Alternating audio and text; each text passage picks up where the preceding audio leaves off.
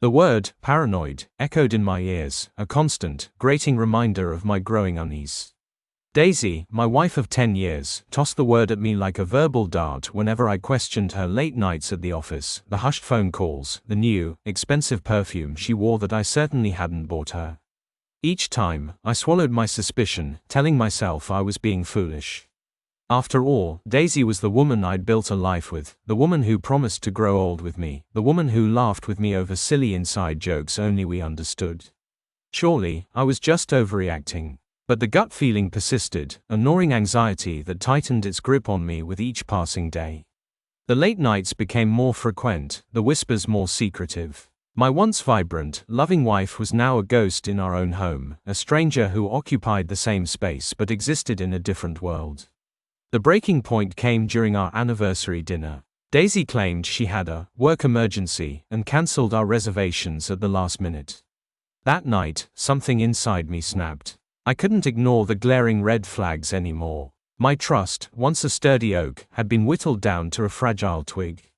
Fueled by a desperate need for answers, I purchased a small, inconspicuous camera and installed it in our living room, a place where Daisy often took her work calls. The guilt gnawed at me, the invasion of privacy a bitter pill to swallow, but I couldn't live in this suffocating uncertainty any longer. The footage I retrieved the next day confirmed my worst fears. Daisy wasn't working late, she was with him, Emmanuel, our neighbor, the man whose barbecues we attended, whose kids played with ours in the backyard, whose wife I considered a friend. The footage showed them, intertwined on our couch, their whispers turning into hushed moans, their stolen kisses a betrayal that cut deeper than any knife. The world tilted on its axis. My stomach churned, a nauseating mix of anger and heartbreak. The images seared themselves into my memory, playing on an endless loop. This wasn't a fleeting affair, this was a full-blown, passionate romance happening right under my nose, in my own home. That night, I waited for Daisy. When she walked in, her smile faltered at the sight of me sitting on the couch, the laptop open on the coffee table.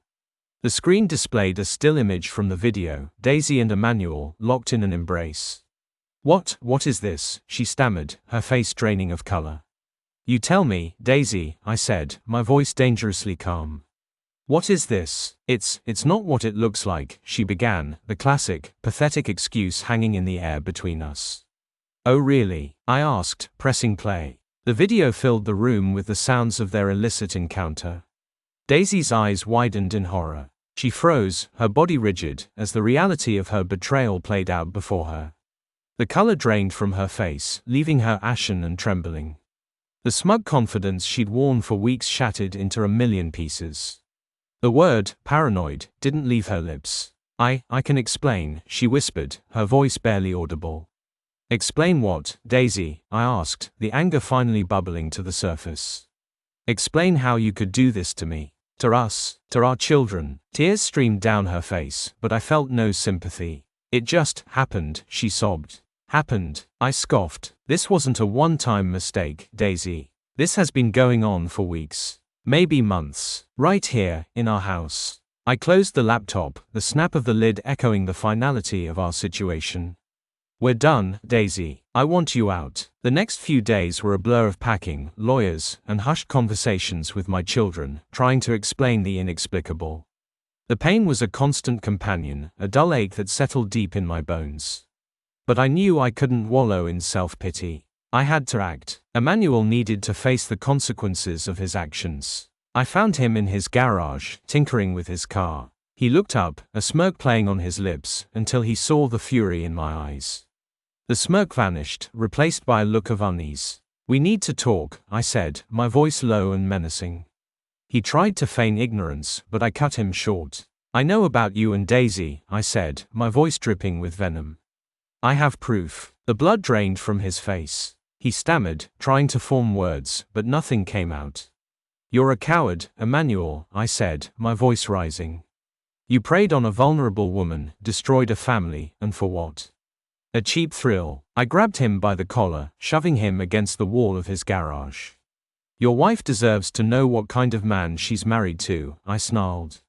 I pulled out my phone and showed him a screenshot of the video. His eyes widened in terror. I left him there, a broken man, knowing his life was about to implode just as mine had. News of their affair spread through our quiet suburban community like wildfire. The whispers, the stares, the judgment, it was everything they deserved. Emmanuel's wife filed for divorce. He lost his job, he became a pariah, ostracized by the very community he once called home. Daisy fared no better. The shame and guilt followed her like a shadow. She lost friends, respect, and most importantly, her family. The life she had so carelessly thrown away was gone, replaced by the bitter consequences of her actions. Rebuilding my life was a long, arduous process. The pain lingered, a constant reminder of what I had lost. But with time, the sharp edges of grief began to soften. I focused on my children, pouring all my love and energy into creating a stable, loving home for them. The road to healing was paved with tears, therapy sessions, and countless sleepless nights. But I emerged from the ashes, stronger and more resilient than ever.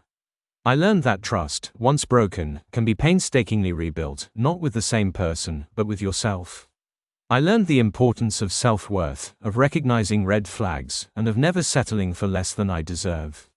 The experience changed me, undoubtedly. It left scars, but it also gave me a newfound appreciation for honesty, loyalty, and the unwavering power of self-respect. I learned that sometimes, the greatest revenge is not inflicting pain, but rising above it, rebuilding your life, and finding happiness again, on your own terms. And that, in the end, was the most satisfying revenge of all.